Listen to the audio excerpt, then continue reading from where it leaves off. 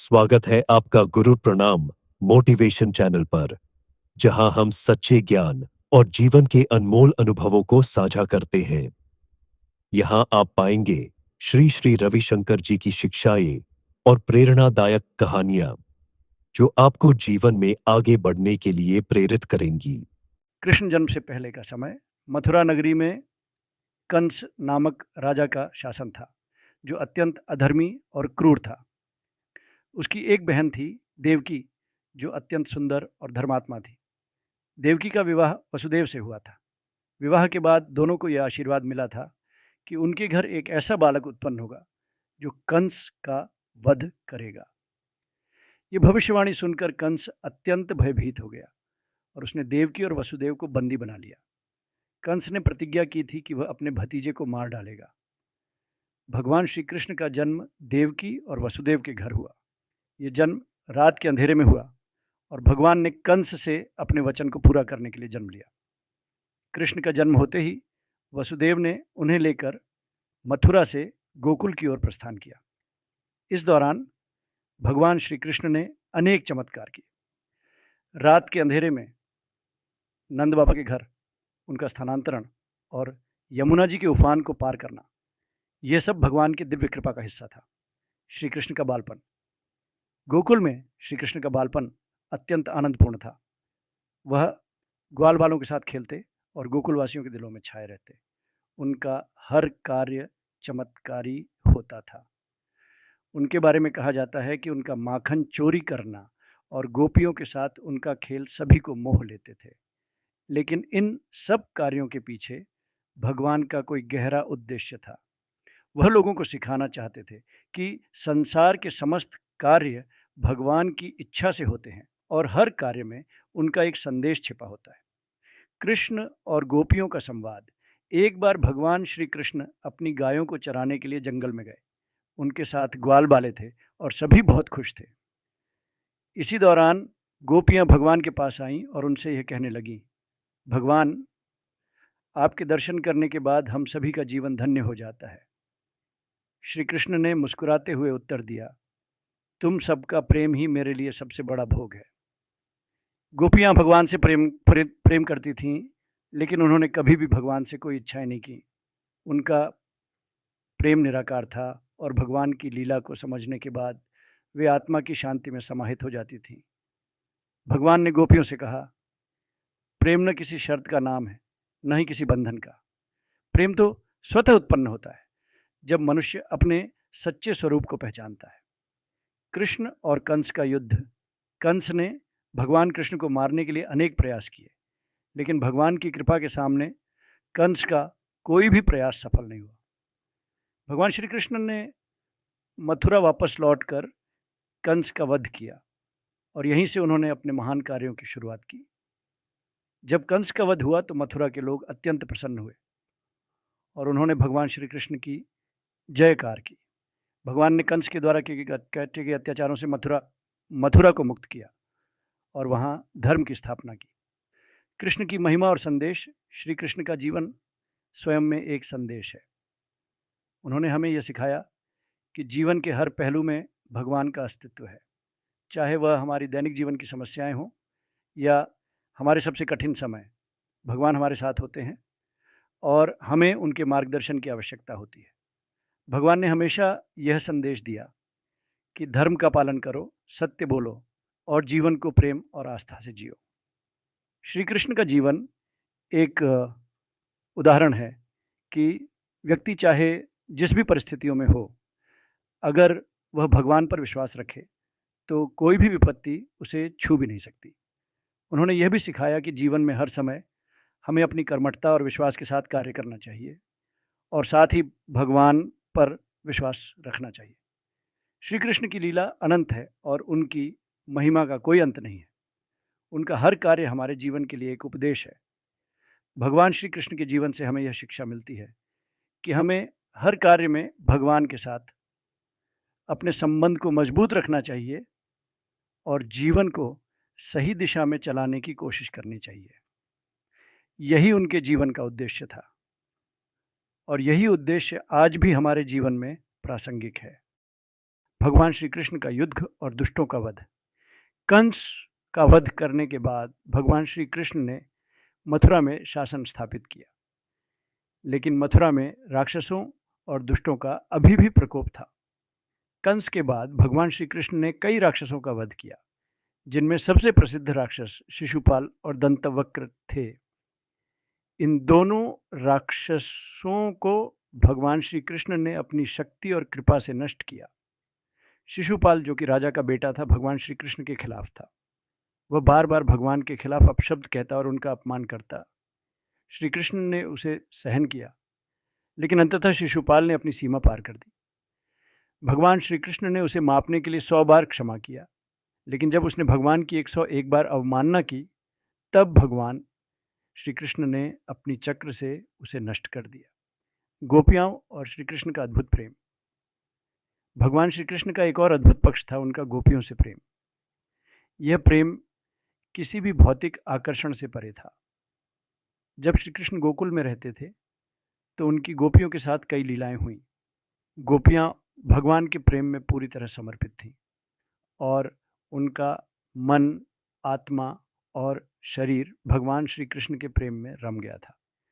भगवान ने उन्हें यह सिखाया कि प्रेम का अर्थ केवल भौतिक आकर्षण नहीं होता, बल्कि ये तो एक दिव्य शक्ति है जो आत्मा और परमात्मा के बीच के संबंध को प्रगाढ़ बनाती है। भगवान ने गोपियों से यह भी कहा कि प्रेम के बिना जीवन अधूरा है, लेकिन यह प्रेम शुद्ध और निस्वार्थ होना चाहिए, जिसमें कोई स्वार्थ या उम्मीद न हो। भगवान श्री कृष्ण का राधा के साथ अद्भुत प्रेम। राधा और कृष्ण का प्रेम भी विश्व प्रसिद्ध है। राधा भगवान श्री कृष्ण की सबसे प्रिय और शुद्ध भक्त थीं। राधा का प्रेम भगवान श्री कृष्ण से बिल्कुल निस्वार्थ था। राधा का प्रेम केवल भगवान की सेवा के लिए था और भगवान ने राधा से हमेशा यही कहा कि जो प्रेम तुम्हें राधा से प्राप्त हुआ है, वही प्रेम सच्चा है, जो आत्मा और परमात्मा के बीच का संबंध जोड़ता है। राधा और कृष्ण का प्रेम एक आदर्श प्रेम संबंध है, जो आज भी भक्तों के दिलों में बसा हुआ है। महाभारत और श्री कृष्ण का दिव्य मार्गदर्शन। भगवान श्री कृष्ण का सबसे बड़ा योगदान महाभारत युद्ध के समय हुआ। जब पांडवों और कौरवों के बीच युद्ध हुआ, तो भगवान श्री कृष्ण ने अर्जुन को गीता का उपदेश दिया। गीता में भगवान श्री कृष्ण ने जीवन के वास्तविक अर्थ को समझाया और बताया कि जीवन में धर्म, कर्म और भक्ति का पालन करना आवश्यक है। उन्होंने अर्जुन से कहा कि तुम्हारा कर्तव्य है युद्ध करना, लेकिन तुम युद्ध में अपने कर्मों को भगवान की इच्छा से जोड़कर करो, ताकि तुम्हारे कर्म शुद्ध हो सके।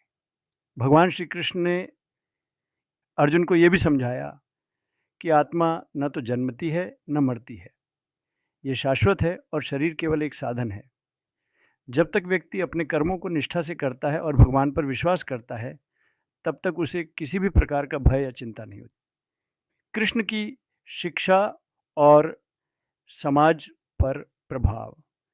भगवान श्री कृष्ण ने न केवल अर्जुन को बल्कि पूरे समाज को जीवन के गूढ़ सिद्धांतों की शिक्षा दी। उन्होंने यह बताया कि समाज में जब भी धर्म का पतन होता है, तब भगवान पृथ्वी पर अवतार लेकर धर्म की पुनर्स्थापना करते हैं।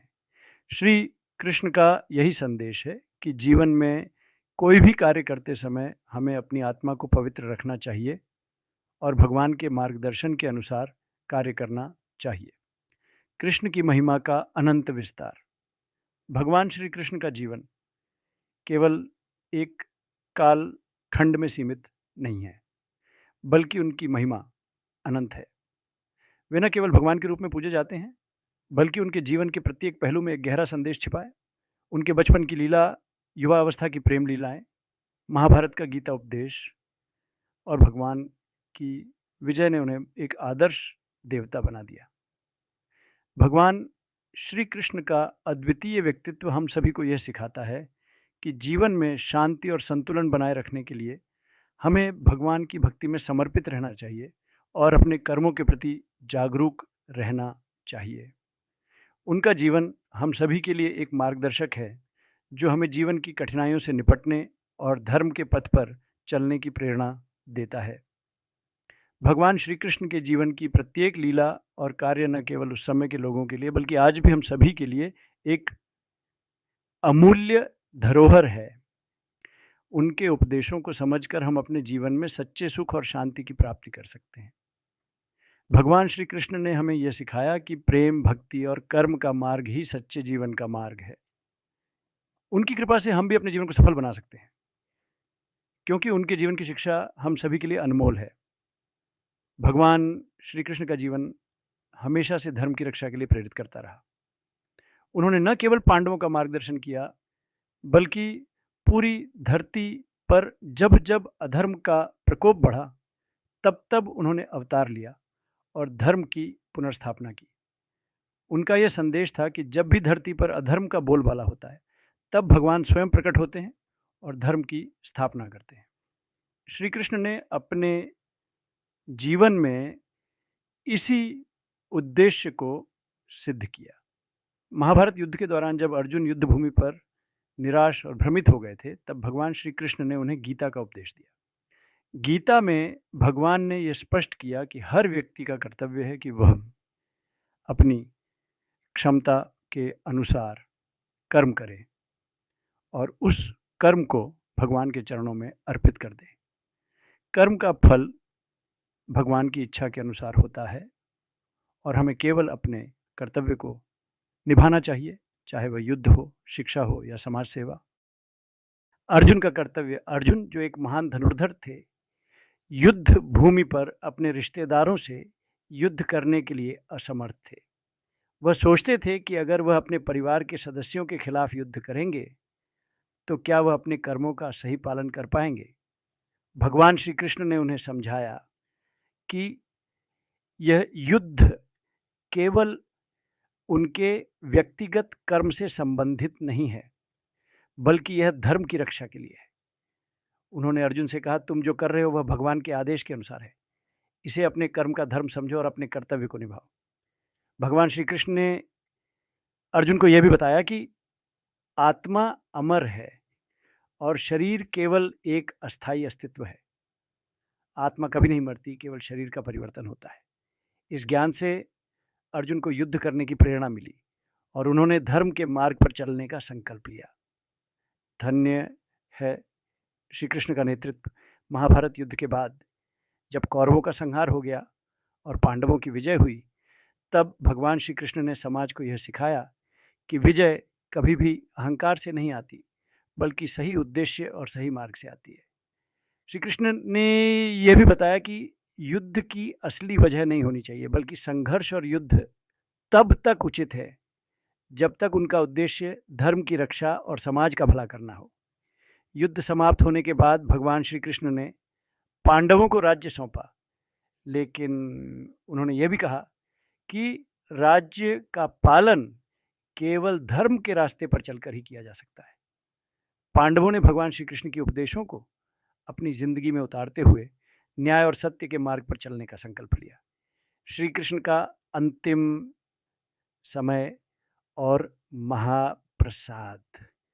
भगवान श्री कृष्ण का जीवन न केवल उनके भक्तों के लिए प्रेरणादायक था, बल्कि उन्होंने स्वयं भी अपने जीवन के अंतिम समय में यह संदेश दिया कि मृत्यु भी केवल एक भौतिक परिवर्तन है। भगवान श्री कृष्ण के जीवन का अंतिम चरण अत्यंत अद्भुत और प्रेरणादायक था। भगवान श्री कृष्ण का अंतिम समय एक शांत और सूक्ष्म घटना के रूप में आया। वह द्वारका के एक बगीचे में विश्राम कर रहे थे जब एक दिन उनका पैर एक शरशैया की शाखा पर लग गया और वह भूमि पर गिर पड़े। यह घटना एक संकेत थी कि भगवान ने अपने समय का अंत करने का निर्णय लिया था। भगवान श्री कृष्ण ने अपनी अंतिम लीला में अपने शरीर को छोड़ दिया और उन्होंने ये संदेश दिया कि जो शरीर की मृत्यु को समझता है वह जीवन और मृत्यु के सत्य को जानता है। भगवान श्री कृष्ण के शरीर के अंत के बाद उनका दिव्य स्वरूप साकार रूप में गायब हो गया और वह परमात्मा के साथ एकात्म हो गए। उनकी यह लीला दर्शाती है कि भगवान न केवल दुनिया में अपनी उपस्थिति को बनाए रखते हैं, बल्कि वे समय के साथ अपना रूप और कार्य बदलते रहते हैं ताकि वे भक्तों की भक्ति और विश्वास को बनाए रख सके। भगवान श्री कृष्ण की लीला का गूढ़ अर्थ भगवान श्री कृष्ण का जीवन हमें यह सिखाता है कि जीवन में कर्म, भक्ति और ज्ञान का संतुलन बनाए रखना चाहिए। उनकी हर लीला का कोई गहरा अर्थ था, जो हमें जीवन के हर पहलू में मार्गदर्शन देता है। भगवान श्री कृष्ण ने हमें यह बताया कि हम अपने कर्तव्यों को निभाते हुए भगवान से सच्चे प्रेम में रह सकते हैं।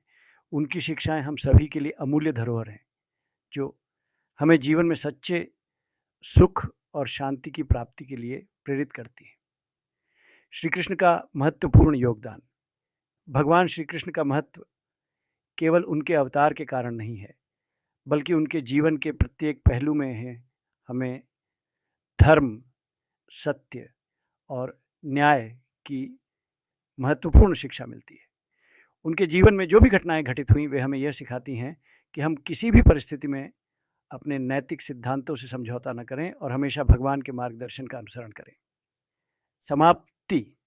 भगवान श्री कृष्ण का जीवन और उनकी लीला केवल धार्मिक दृष्टिकोण से नहीं, बल्कि जीवन के वास्तविक उद्देश्य को जानने के लिए भी एक अद्वितीय उदाहरण है। श्री कृष्ण की उपदेशों और उनके द्वारा किए गए कार्यों का अनुसरण करके हम अपने जीवन को संतुलित और सकारात्मक बना सकते हैं। उनके जीवन का उद्देश्य था धर्म की स्थापना और आत्मा की मुक्ति का मार्ग दिखाना। आज भी भगवान श्री कृष्ण की लीला हम सभी के जीवन में प्रेरणा का स्रोत बनी हुई है, और उनकी उपदेशों को ध्यान में रखते हुए हम अपने जीवन को सच्चे मार्ग पर चला सकते हैं। आपका जीवन सुखद और ज्ञानमय हो। हमारे साथ जुड़े रहने के लिए धन्यवाद। अगर आपको हमारी कहानियां और ज्ञान की बातें पसंद आईं, तो कृपया हमारे चैनल गुरुर प्रणाम मोटिवेशन को सब्सक्राइब करें और नई अपडेट्स के लिए बेल आइकन पर क्लिक करना न भूलें। हमें आपके साथ साझा करते रहना है श्री श्री रविशंकर जी की अद्भुत शिक्षाएं और कहानियां। धन्यवाद और शुभकामनाएं।